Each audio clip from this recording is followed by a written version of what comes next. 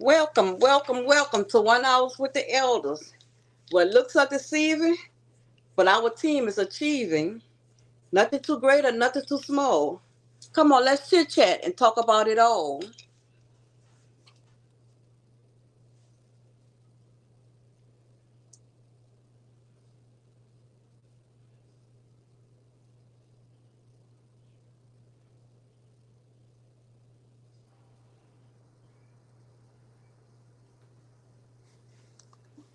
Yeah, let's chit chat and talk about it all. Welcome, welcome, welcome, Percy Marchand. Yeah, the French version. I'll take it. I'll take it. If you want to say the French thing, you got to say Percy Jean-Pierre Marchand. Marchand. Yes, ma'am. Sounds Okay. We usually say Marchand, though. Oh, okay, But yeah, Marchand. that's the proper pronunciation. you Okay. say Mr. Percy. That's what I get for trying to blend in with New Orleans. I should have did it right the first. Percy Marchand and Impact 504. Yes, Who ma'am. is Percy? And tell us about Impact 504. All right. Well, I am a lifelong resident of New Orleans. My family's been in the Girltown neighborhood for over 100 years. My mom was a school teacher, got fired with everybody else after Hurricane Katrina, unfortunately, when our school system went away, but we won't talk about that. My dad's an independent contractor, comes from a big family of contractors and architects and things like that. So it's a group of brothers that basically build each other's homes throughout the city. They built a lot of the homes in the Ninth Ward area as well. So I am a 43 years old, graduate of Loyola University, St. Augustine High School, St. Rita for elementary school. Got to represent all my education. Uh, but I'm currently the associate director for the Knights of Peter Cleaver's National Black Catholic Fraternal Organization. I'm an alpha as well, so I like to call it the Alpha of the Catholic Church. The Black Catholic Church, and also, founder and director of Impact 504, which is a soon to be nonprofit organization. And basically, the reason I founded it was because there's so much need, and we look at the news, we look at we hear stories, and we're like, man, I wish there was something we could do, and it is just at some point we need to start actually doing, and it doesn't take a lot to do, and that's what I wanted to do is because on two parts. One, you as the person that's doing the work and the charitable endeavors, you learn a lot and you engage and you get like such great work and from interacting with these people and actually helping and allowing God to bless others through you. That's one part. And then at the other side of it is you're actually blessing and impacting people's lives. We don't have any staff or administrative fees or rents or anything like that. Every single dollar that we spend or contribute goes directly to the people and to have a, like I said, impact on the 504. And we're going to get more into that. I want to ask you about Sonny the Falcon fans. What's up with what's the deal with that? Why don't you share that with us? Why is that so amusing? So he is actually one of my older mentee. He actually works for NASA. But he moved to New Orleans after he graduated to work for NASA, and he was just looking for ways to get involved in the city. And so everything we always kind of clown him because he likes to wear red. He likes to be a Falcons fan, even though the team is horrible. So, but he's got the heart of he's got a black and gold heart. Like it has to be because it's not Falcons. But he's actually a wonderful young man, very intelligent. He is always helping, always looking for ways to get involved. Wants to be a mentor. Gets involved with the young men and young ladies in different community centers to help them. Whether it's playing basketball, he's a athlete. Track, anything like that. Anything he can get involved to try to help, he's always on board. And as OG get prepared to ask you Okay. the opening questions, I wanted to ask you. You said you were Saint Aug, so were you part of the band? I might have been a drum major or something like that, class of '99. Oh, Okay, something like that. saxophone Yeah. section. Okay. Okay. Oh, Mr. OG. Good evening, everyone. How y'all doing? Good What's going evening. on, Jimmy? Wonderful. That's good. That's good. Everybody had a great day. Yes, yes. Blessed. Blessed. I'm warm. All right. Whew. Mr. Percy Marchand. Yes, What's sir. happening? All right, my brother. I'm good. I'm good. God bless you. God bless you. Same to you. Blessings all around. Amen. So tell me a little bit, or tell us and the world about Impact 504. Tell us about yourself. Okay, well, I kind of give a little brief introduction about myself. I'll get a little bit more into what Impact 504 does. We have two big events that we do every year. One at Halloween called Boo Dat. The third year doing that was last year. And, we got like a real big response. Probably almost 1,000 people probably came throughout the day. We had a costume contest for the kids. They did arts and craft. They did STEM. We do a big haunted house for them. And my whole point with my events is growing up in this area, there was rarely anything for the kids or youth to do, and so everything was always in downtown or in a different community to a different area. We're kind of in one of those political situations where we're part of like rich white millionaires, and then us. You know what I mean? So we were just kind of like in the middle. So people kind of forget about us. They just let us just exist, and they don't really care about us. But that the youth, they want something to do. They want to be engaged. And I say the youth, but it's actually adults too. The adults, like, they are so excited to like be a kid again. You know what I mean? And because so many of us, we're rushing through life. We don't get a chance to be a kid. We're trying to be too serious. We're trying, and I'm not saying don't be serious about your money or your education or anything like that. But Right. they I say all the time, like, the peer pressure our kids are experiencing now, like what we had is pales in comparison. Like, I mean, we were like, hey, do I do this, do that? It was like, no, you're doing this and you're doing that. And it's some serious grown folk stuff that they're getting involved in. So like I said, we had the Budat celebration of Halloween, and then this year was our second year doing Winterfest. We have a parade that goes through Gertown. We do arts and crafts. We have, we feed everybody. Everything is always free. We get sponsors, or I raid my bank account, but the kids really enjoyed it, and the adults enjoyed it as well. And another thing that we started doing, so for Martin Luther King Day, I was helping one of my frat brothers with the event, and they had some extra lunches left over, so we wound up going under the bridge and giving it to the underserved under the bridge. And one of the things they kept asking, like, y'all got any water? I got any drink? And it's just like, it dawned on me, it's like, man, like, we take water for granted. Like, Granted. you Right. get a bottle of water for 10 cents. You know what I mean? But it's like these people are staying under a bridge and there's no water. Like, and that's the example of the things. Like, you can go buy a 40 case of water for $5 and get 40 people water. So I made a post on Facebook. I was like, hey, this, I explained the situation. They're asking for water. This is something that's so easy for us to do. Let's round up some money. Either you go buy it, send me the money, I'll go get it, we'll go distribute it. And like within 40 minutes, we raised $340.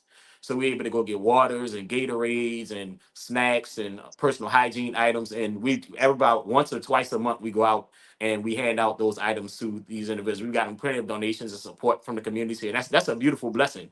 And that's the whole thing. Everybody is just sitting back wanting to do something, but when they do something, they want to know that it's worth my time. I don't want to go volunteer and I'm gonna just you're finding something we're gonna do that's just, pencil pushing, or, isn't having an impact. So that's what we want, is to have an impact on our city, have an impact when things happen, have an impact when there's a need. And Miss Dorothy has some questions for you. Okay. Okay. Mr. Percy Marchand, I love what you're doing. And it's funny that you said about the Boudiad because I'm from New Orleans. Dorothy Harris, a native of New Orleans, and has a deceased son that was killed on Halloween, B.G. Derek Williams, Oh, or wow.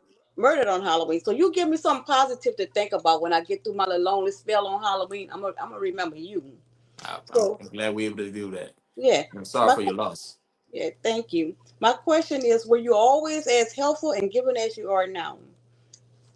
My whole family has always been like this. We were that house on the block that everybody came in the backyard and played basketball. If mom cooked, anybody who pulled up was getting a plate. It's just, that's just the way. I don't know any other way, and I don't understand how people can't be like this, because it's such a like blessing. Honestly, I rather I get way more benefit from helping somebody or giving away than I do making money that's just gonna be spent and lost or wasted in any day. I always choose to help somebody first, because it's those blessings you get from that. And I'm talking about spiritually, mentally. Just it can't be compared to this earthly money. Right. How did gambling spark another life for you and turn into Impact 504? So I definitely had excuse me, use the correct language. I have a gambling problem, regardless of whether you do it or not. you can, when you're having addiction, you always have that addiction. You can control it, which I'm, thank God I've been able to do. But I was literally going in and just wasting so much money, and I saw so many people across every economic background, race, old, young, it didn't matter, in those casinos just pouring out money and money and money and money and just literally wasting it, because at the end of the day, you're never going to win with gambling, right? Even if you win that one time, you lost 200 times before that. uh and so it made it absolutely helped me devalue money, because I was like, man, this money is coming and going. And even, and one of the first things that really showed me about money and material things was Hurricane Katrina, because I started a printing company when I was 14 years old, uh, back at St. Aug.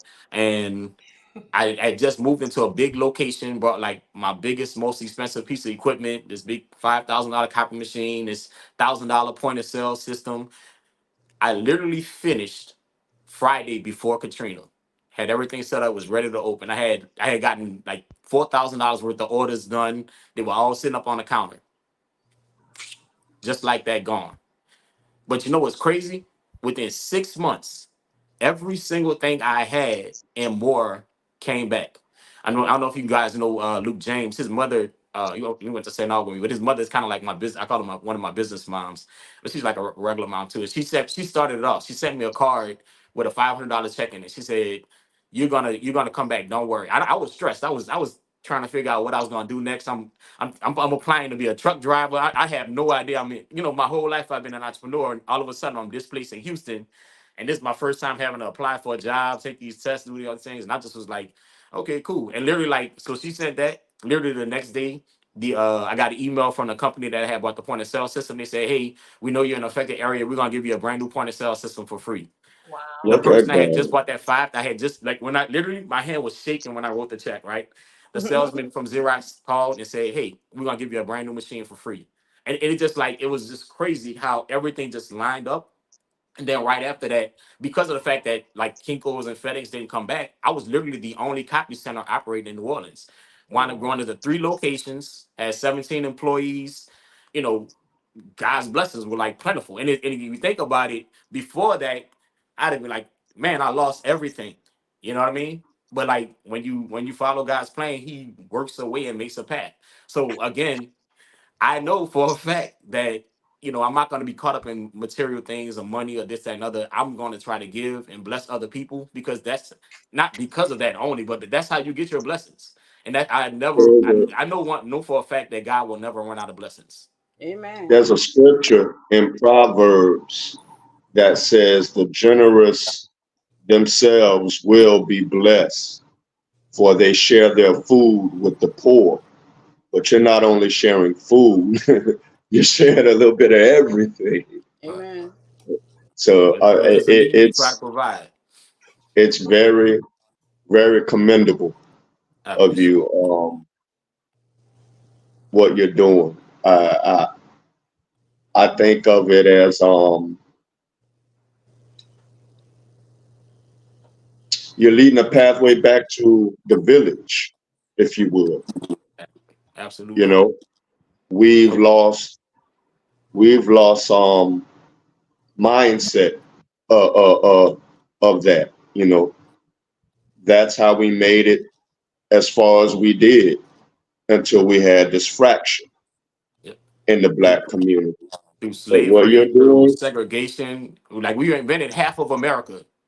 We had lots of not core half. family values. We were able to survive.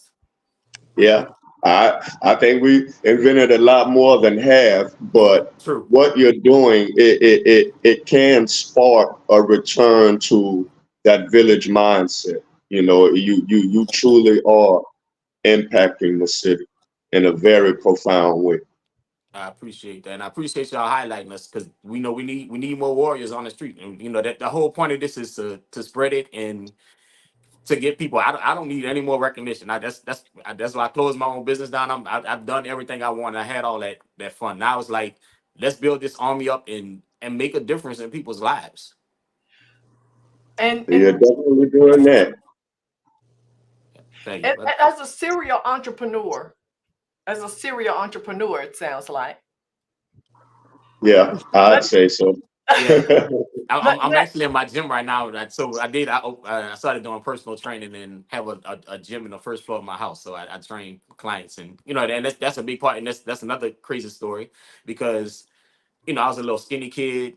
I didn't do sports, didn't anything like that. And it's weird that like I got led to do fitness training, and I started it about 2 years before Katrina, and I have at least 3 to 4 clients that were excessively overweight that I was able to help them get down to like a healthy weight. And guess what else? They were some of the first ones that caught COVID.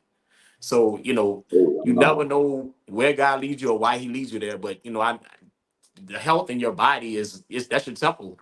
And no matter nothing else matters unless you're healthy and you're strong. And so that's been a blessing as well. and what's the name of your personal training company? Resolve Fitness. Say this again. Resolved Fitness. It's Resolve Fitness. resolve-fitness.com. So, as a serial entrepreneur, I just want the audience to be clear because we talked about a couple of things, and as we move forth, as Miss Dorothy finished her questions, I just want the audience to be clear. Impact 504 has products or it has a service. You're servicing people in need, but you have the resources in which to get it and do the distribution. And I just want the audience to be clear on what Impact 504 does. Is it a service, a product? We are a service, and we it's through networking, and for instance, we I had a friend who has another nonprofit. When this year, after we did the Halloween thing, it was the biggest year of Halloween, and I was just tired. I wasn't even gonna do the Winter Fest. And then my friend Tanisha Jones, she's with Help a Sister Out, which deals with domestic violence situations. She usually did a winter thing, and she was worn out. So it was like we're both worn out. What if we come together and do this together? And let me tell you, it was a blessing because in addition to the parade and all the festivities we did on that Saturday, we got 18-wheeler full of household donations donated that we were able to distribute that next day. And these were like, it wasn't, I'm not talking about little $5 and $10. I mean, some items that cost hundreds and thousands of Look dollars. at God. Look at Bed frames, foot massages, kitchen appliances, Yeah. all kinds of things that like we were able to bless people with totally free. We didn't do any income checks. We didn't do any background checks. It's like you come in and get, we were able to help 3 families who had just lost everything during the Christmas season to fires. So it's God really does line it up when you walk into his path. So that's the Awesome. main thing I can say is like follow God. When you're lost, when you're trying to figure out what's next, take that time. He may not answer you right away, but he's gonna show you the signs and you just gotta follow it. That's right. And this is the season of partnership. There's Amen. definitely that because many of us have been serial LLCs and sole proprietors to the point that we've worn ourselves down by ourselves instead of Yep. partnering with others. But hey, I digress.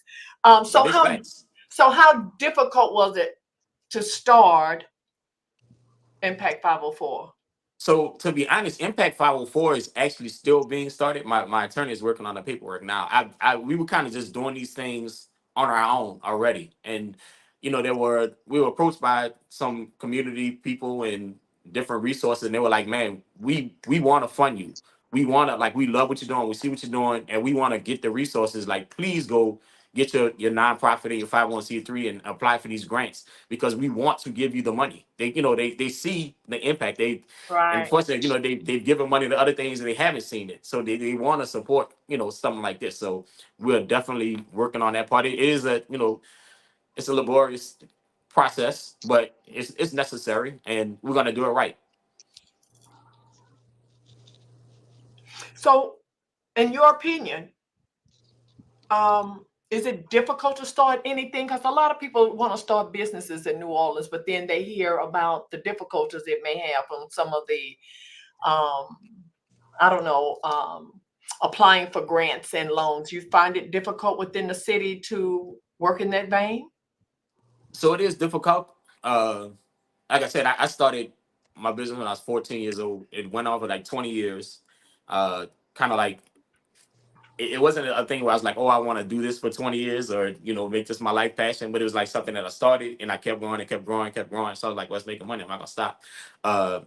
So and I value that because had somebody come and I have had that experience where I get like a big flux of resources you don't have that same training and knowledge and skill set that you learn from coming from the ground up. And that's what actually helped me to be able to recover after the storm happened, because I started right next door on the third floor of my house, in my parents' house, with a computer and a printer, typing papers, making little business cards for my classmates, and I was like, the whole time I was like, oh, why can't I never get in the resources of, I always would read about people in Atlanta and everywhere else, young black people just have being successful and being supported, and everything that was for young black people was either sports or like a lemonade stand or something like that. There wasn't anything that was like really business oriented. So I had to kind of like figure and navigate on my own. But I value that experience because all that knowledge and wisdom I got from doing that, I was able to apply when Katrina came, when we had fluctuating light, when we didn't have internet service, when you had to do that, kind of passing off flyers and doing all that groundwork. I was able to do it because I had experience doing it already. But today there are a lot more resources available. If you There are plenty of like nonprofit organizations that will kind of like walk and guide you through. The key is you have to be willing to do the work. By me having been an entrepreneur like pretty much my whole life, I would always get people to come in like, hey man, I want to start this business. Like what's the easy way to do it? I'm gonna be honest though. So Instagram and social media has made it easier to have overnight success, right? But that's for the ones that actually experience that are far and in between. So, and a lot of times they wind up falling or failing because they didn't have that, that hard knock life where they grew up and they learned the ins and outs of business and how to do things. So, like I said, there are plenty of programs that will kind of walk you through. And honestly, they're getting grants, so they need participants. But you have to be a person who is committed, is dedicated, and doesn't think it's gonna be this little, oh, I just gotta do this, or oh, it's just this, because it's never that. It's never just this. It's never just that. I've been helping out with some stuff with like Nice Guys Notice, a real popular restaurant over here, just helping them on some consulting contracting type stuff. And those owners, even though it's a super successful business, they are in there 7 days a week, Yeah. 10, 12, 13, 14 hours a day. They go home and they're still doing Nice Guys work.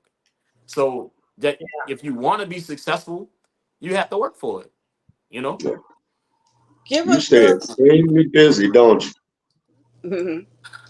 And then stuff like I got in a auto accident because a drunk lady hit my car Tuesday. Uh-huh. I keep having stuff like that happen too. So, but God works it out. We're good. And I needed a break, so I'm off for 3 days recovering. So and honest, No. I'm being honest. Like even with my personal training, there's been times when I was just tired, so I would cancel appointments.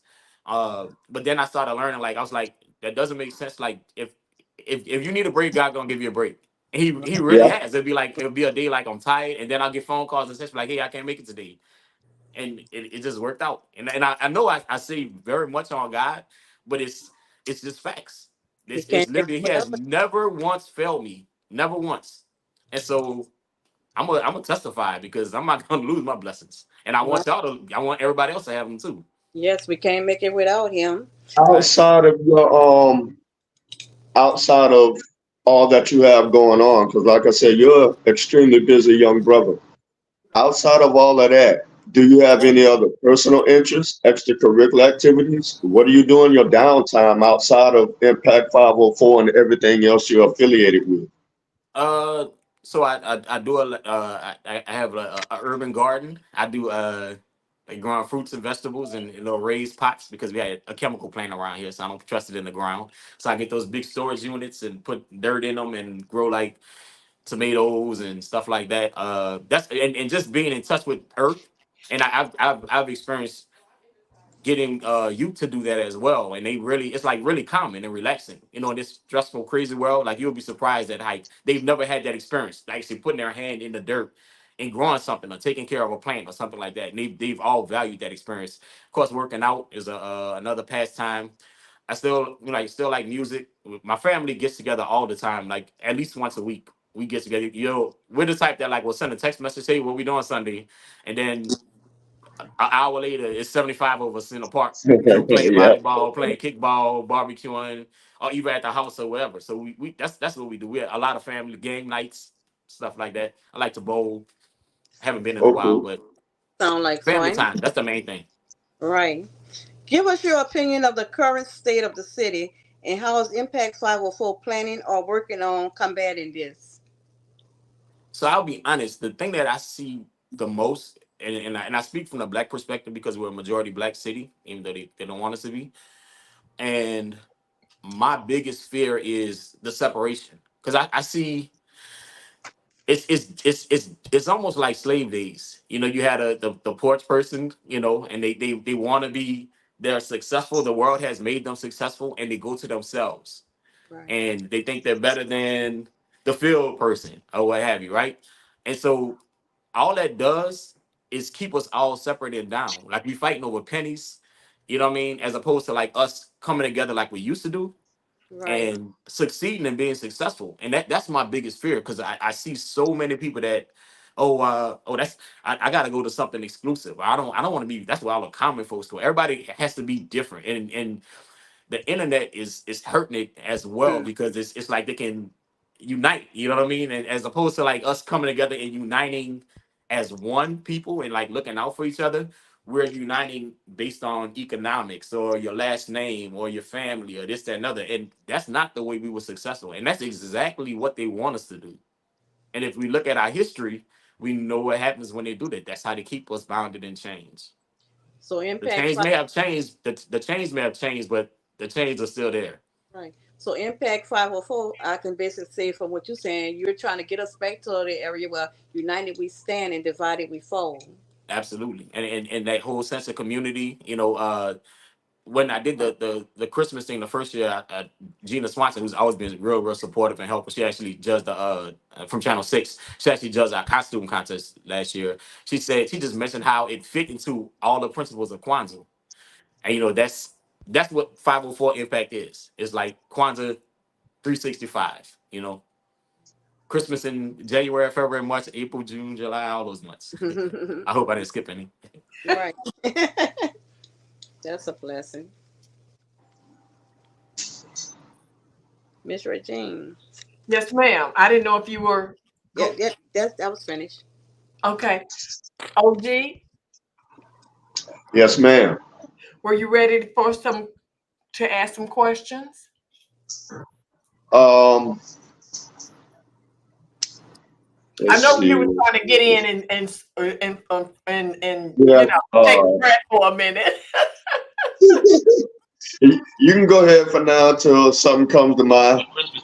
Okay, so in your opinion, Percy, in your opinion, one of the biggest what is one of the biggest problems in this city that our youth, that people, disadvantaged people economically, or for whatever reason in the future? You know, I am a visionary and believe in the 22nd century.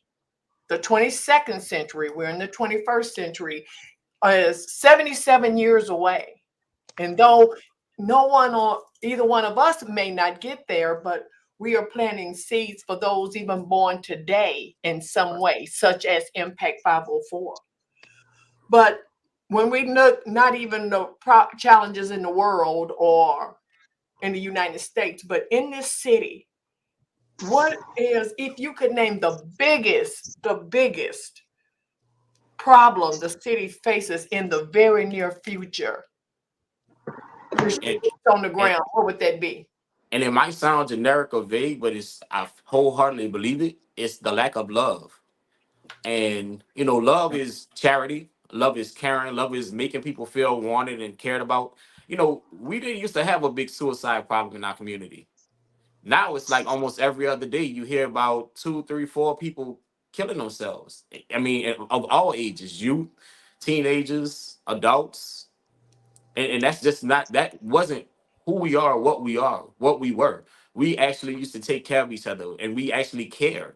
Now it's like we live in a society like nobody cares. Nobody care. Like we literally tell kids this. We tell them nobody care about your feelings. Nobody cares what you think. Who you think you are? It's ironic you brought the suicide issue up because I was recently doing some research for a Bible study, and there was a national survey done about 5 years ago, 2019, nationwide survey done on Black youth between the ages of 15 and 24. Mhm. 80% of Black males committed suicide. Hmm. 60% of Black females in that same age bracket had suicide attempts. So the fact that you are saying that, I'm not surprised. When you are out impacting the city with your organization, influencing and changing lives, do you see the difference it makes in the youth? Or are they drawn to it? Does it give you an open door to save some of them? And if so, do they accept it? Absolutely. And one of the things that I love most about my events, because I got a niece who's 14 years old, right? And we clown with her all the time. She's a great student. She got her first B. She's upset. She just got her first B. So she's not a problem child, but she's very grown and she likes to be grown. But like at these events, she can be a kid. And I one of the things that I always stress is I love making a thug enjoy their youth and be a kid again.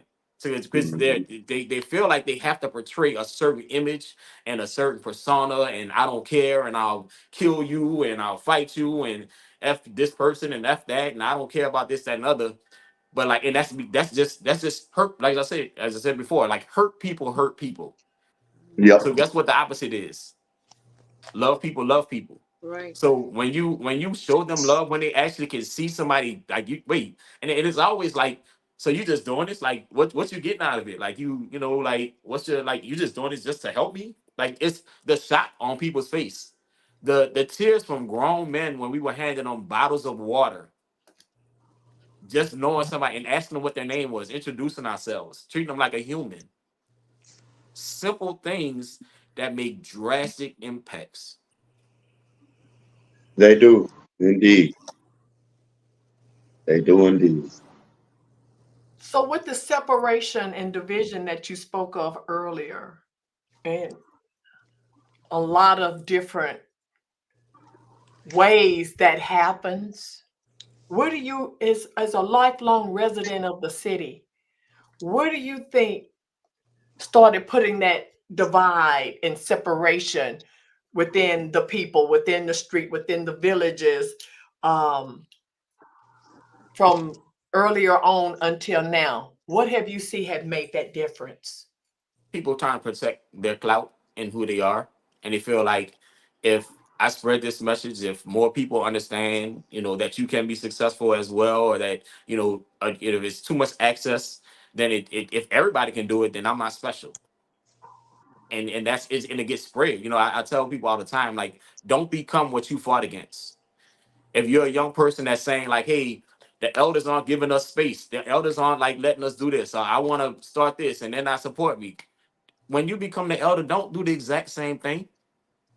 And that's what I've seen happen. I mean, they literally, I remember we used to talk about a group of older people who, like, it was like they were kind of in charge of everything. Whenever we came with new ideas, they shoot everything down. Oh, this is not what we do. This is not the way we do it. We do it like this, that, and the other. And it was like they were just like the events would be, eh, okay, but not like anything really impactful or successful. And they just go sit around at the bar and pat each other on the back and be like, "Man, good job. Oh, that was great." Yeah, and make themselves feel good, like they really did something. But meanwhile, the community isn't impacted. The community isn't feeling it. And now I've seen the next generation move up and they're doing the exact same thing. And I see it because I speak to everybody. So I speak to the ones who are having those ideas not even considered, who are want to get involved in, who want to help and want to do things, and they're not being given that opportunity. And it's because you didn't, you're not in favor with this person, or you're not following how they want things done, this, that, and other. Like one of the things that I learned in business, I had a lady, Miss Coco. She used to manage one of my shops, and there was a trash can next to the counter. Right, I worked upstairs in my office dealing with clients and stuff, and she was downstairs dealing with the walk-ins. She always put the trash can on the left side. I felt like it should go on the right side. Literally,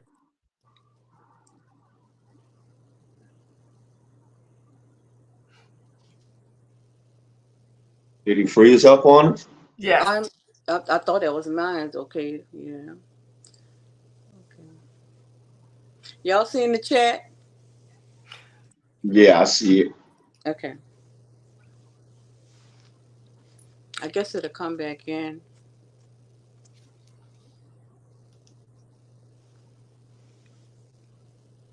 Is there any Yeah, question? we noticed.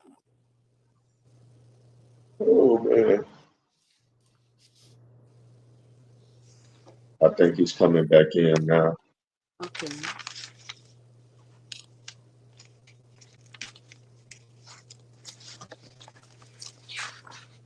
I saw it, Roman. We're on the 1 hour episode with the elders. So the 1 hours with the elders, and we have special guest Mr. Percy Muchan. He's He must have got a call or something. He must Oh, have.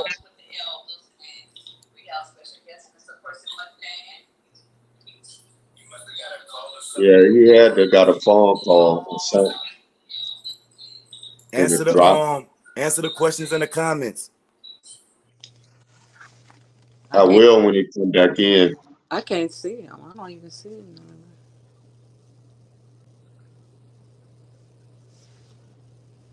I don't see any. Yeah. I'm back.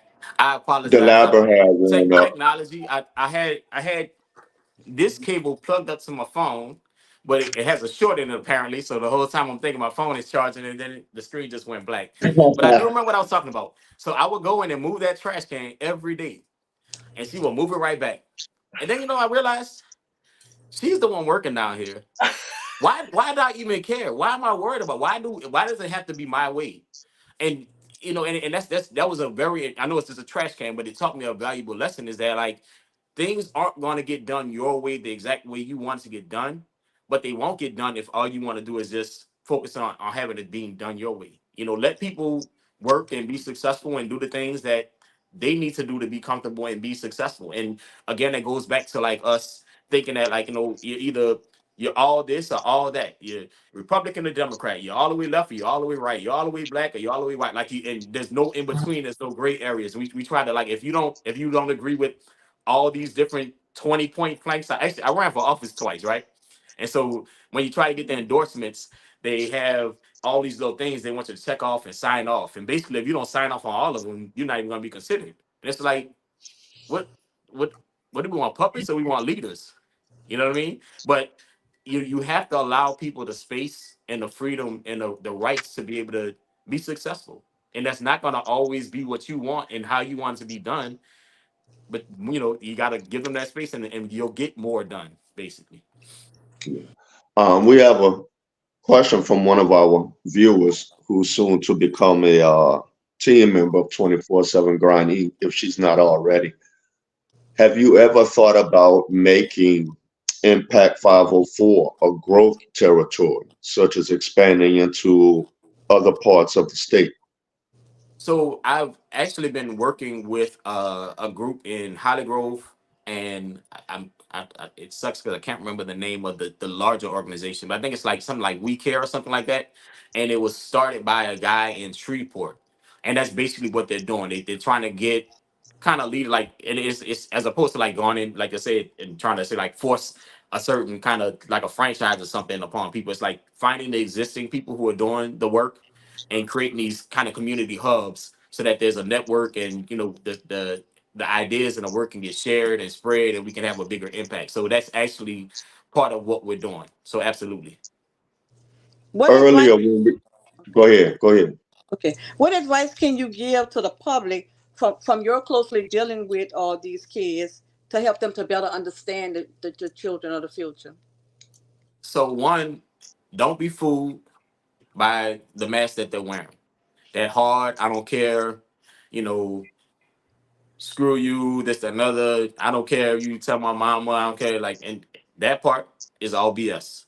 They want to be loved. They Right. want to be taught. They want to be taught. They're these kids are really, really intelligent. They Right. are really smart. they're so smart that they can see our BS. They could tell when you're not being genuine. They could tell when the teacher is just there for a check. They could tell when the teacher is on some other stuff. They know that. And so they build all these mechanisms to deal with it. And so if you're doing the right thing, you have to learn to like, you have to, I don't know if y'all ever saw the video. It was a guy, he was in his backyard or something, and a little young guy comes up with him, points a gun at him to try to rob him. And then he pulls out his gun. He's like, look, I'm not gonna kill you. I'm not trying to hurt you. Like the dude that was trying to rob him basically breaks down in tears. And like I saw it. that is our story. And that's what makes me so fearful of all this separation. Because the more we separate, the bigger that gap becomes, the worse it's gonna get. The worse it's going to get. Yeah. Earlier you were speaking on, you referenced something in regards to politics and them not caring about us. Were you speaking specifically about Gertown or the city as a whole? Oh, Gertown, absolutely. So Okay. when my district that I live in, or they've changed redistricting and all kinds of stuff. But when I ran and when I was growing up here, it was a majority black district. But there was our state rep was white, our state senator was white, our school board member was white, everybody was white. Because the city just kind of gave meaning the city, the political to-dos gave this part up. It was one family that basically held the state rep seat forever and ever and ever. So when I ran, I went to all the meetings, this, that, and other, tried to get people to get involved. But, they were like, kind of like, oh, how you going to win that district? X, Y, Z, X, Y, Z. It wasn't, I got like every newspaper except for Gambit's endorsement. When the Times Picayune endorsed me, Louisiana Weekly, all these other newspapers. So then that's when they started paying attention. They're like, oh, wait, you might be able to do it. But granted, this is Thursday and the election's on Saturday. Wow. So That's crazy. And that's literally what happened. And it was, when you have, like, I don't know if y'all familiar with there was a department called Urban Affairs. So there was rural affairs first, and they used to give farmers like hundreds of millions of dollars in state money to do stuff. So when the black representatives found out about it, they kind of complained, and they started doing like Louisiana Superdome money, Urban Affairs, this and other. But so those areas were able to benefit from the programs and those resources. But our area had all white representatives, so we weren't rural or urban, and we got nothing. I asked that question because I'm from Gertown myself on my father's side. And it seems like every time I come home, I see more of the property around the neighborhood being bought up by Xavier. And I was wondering what that's about. So, and that's why I asked you when you said the politics and they don't care about us. Were you specifically talking about Gertown? Because it seems to me like they're trying to get rid of the whole area and make it all commercial like property or whatever. So I will say this. Xavier definitely, I'm gonna say they were smart in the way they did it, right? And so this, and I know this because I know some backstory of these things, and this is decades ago that this occurred. But basically, what they did, they started a neighborhood triangle housing corporation that was going up and buying houses and getting grant funding and rehab houses, and supposed to be putting houses in commerce. Of course, it failed, but they still had the properties. So then, when you want to build a building, even though you were renting to somebody, I own the building. Right. We tear this down. Here's a new building. But the other side is, in my block alone. So when I did the Buddha thing, I was trying to get the street closed, which is a crazy onerous process. You had to, this was literally like you had to go to every neighbor in the block and get them to sign off on it. When I tell you, like, this was the first time I saw some of my neighbors, like, ever. And I remember growing up, we used to be like, these are these crazy serial killers in Houston and stuff, and they're like, they go interview the next door neighbor, and they're like, well, I don't know, I've never seen them, we never talked, and we were here because we were always a community, right? And we were like, I don't understand how you don't know your neighbor. But that's literally how it has gotten in our communities because people are it's either Airbnbs or they're flipping houses or they move in for 6 months, get their first time home on this thing, and then they leave a year and a half later. This and it's just constant rotation, and it's in and out. They pull in their driveway, go inside, get in the car, pull back out. And And go so back that out. was one of the good things about what we've been doing by being in the community. Like that, I did one of my neighbors who actually is Caucasian. She's an elementary school teacher, and she got in deep with the kids doing arts and crafts and was like all into it. Like but we'd have never known and we'd have never interacted had it not been for that event. So that's you got to create spaces for this kind of stuff to happen. And if you don't create those spaces, then it won't, and it hasn't been.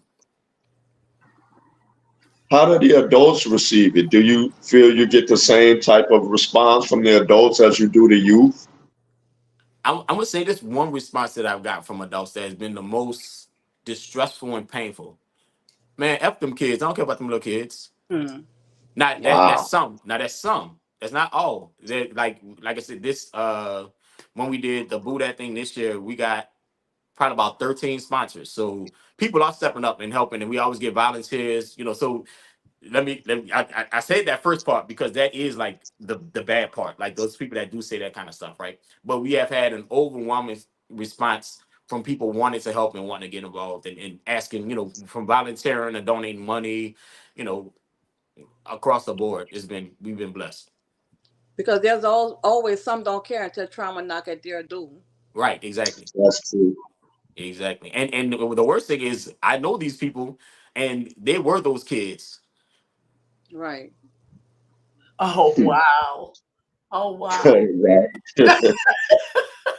Woo. So It was like a slider that when you're slid running in from your there. past, when you want to, I'm, when they get embarrassed or ashamed of what their past is, their real past, other than when they want to tell a story about like where they The came from, facade. quote unquote. But yeah, it was disappointing.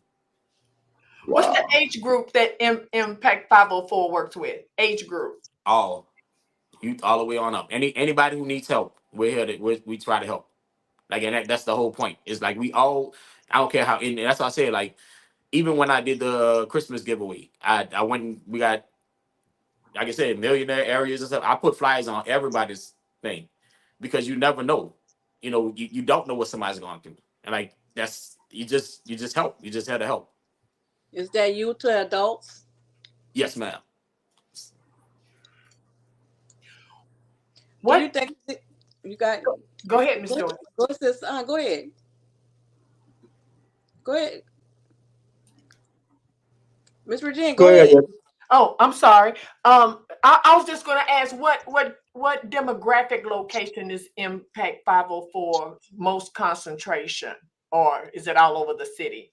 So the main community events we do are in the Gertown area, but in terms of like the helping the underserved, the underhoused, we do that across the city. And when we find out about different things, like my plan for this is, when you see these stories about a fire, a perfect example. I can't believe I didn't mention this. So with Boo that happened right after. I'm not sure if you guys know about the young lady who her husband, her ex-husband, set the house on fire with the two kids inside. So that happened the Oh, weekend right after. So we were able, it actually shifted the focus to making that event be like a domestic violence awareness event. So we were able to raise funds for her and get it's different, sad. things that she needed.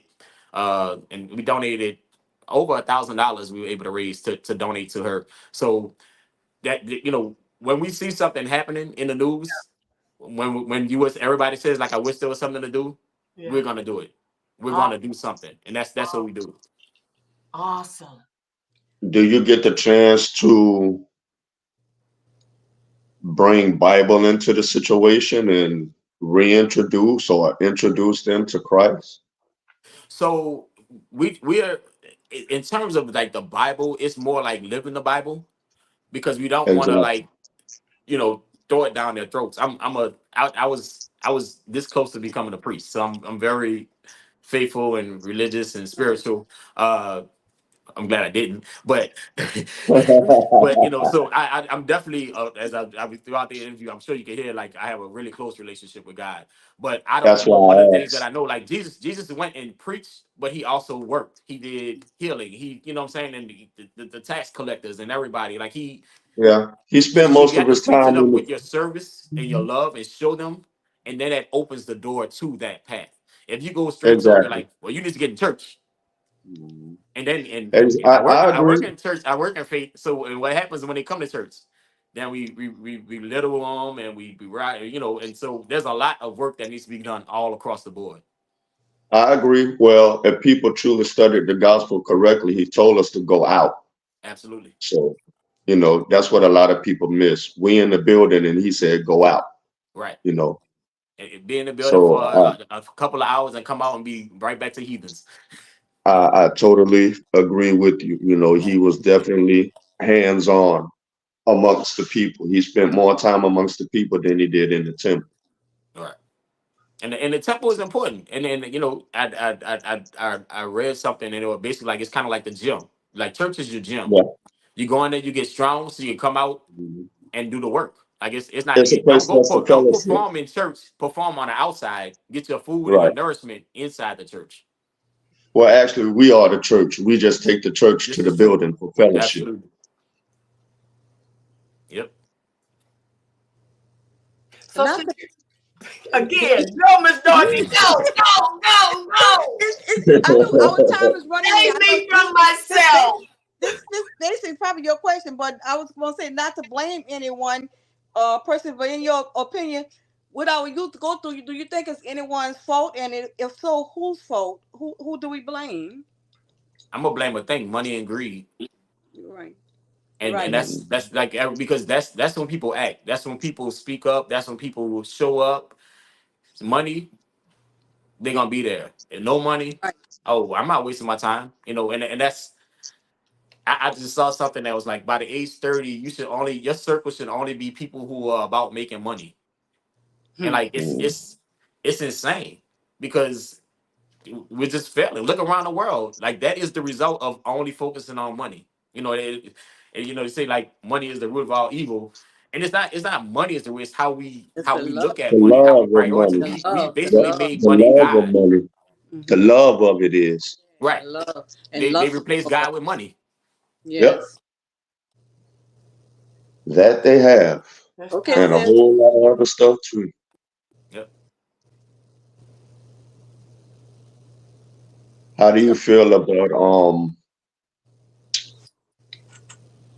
the lack of I guess you could say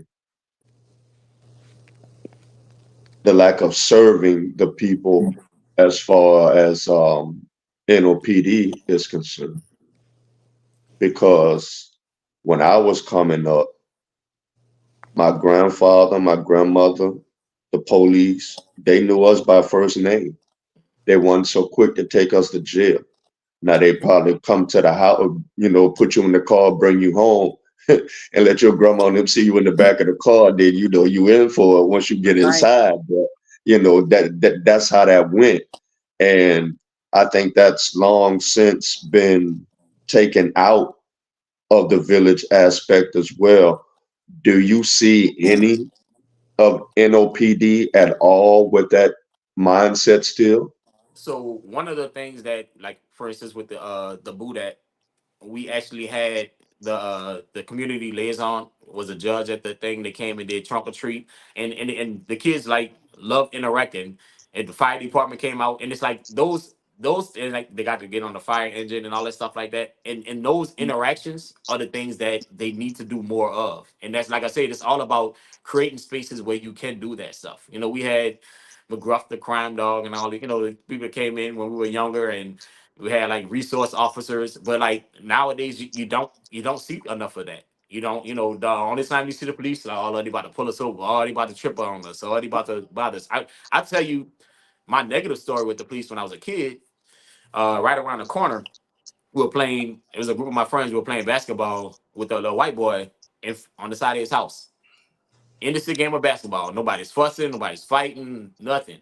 Police cruiser pulls up. They sat out there for about 10 minutes. Then he gets out the car. Actually, he drove in. He got out the car, went up to the white boy, said, "Are these boys bothering you?" Yes, Lord. Stereotyped. And so, like, think about that impression that will leave on On us, that little black boy. Yeah. right? And on that white boy. Right. Yeah. Yeah. You right. Entitlement. But I will say Mentally the police scarred. department has a lot of a lot more of us are in it. So I think it kind of depends on what area you're in, what district you're in, and how much they're involved in the community, and what that relationship is. Okay. I don't. We weren't like when they had the, like all the protests and things like that. Our police department has improved vastly in terms of not going overboard too often. Like, I mean, of course there are instances, and of course we don't know of everything that has happened, but for the most part, Right. the community in NOPD is it's your cousin, your uncle, sister, mama, somebody, is on the force. So it's Mhm. by them doing that, and that was part of the thing with the with the residency rules and all that stuff like that. So I think that actually was a benefit of that situation. But they do need to have more interaction in the community for sure, positive interactions. Impact Okay. 504.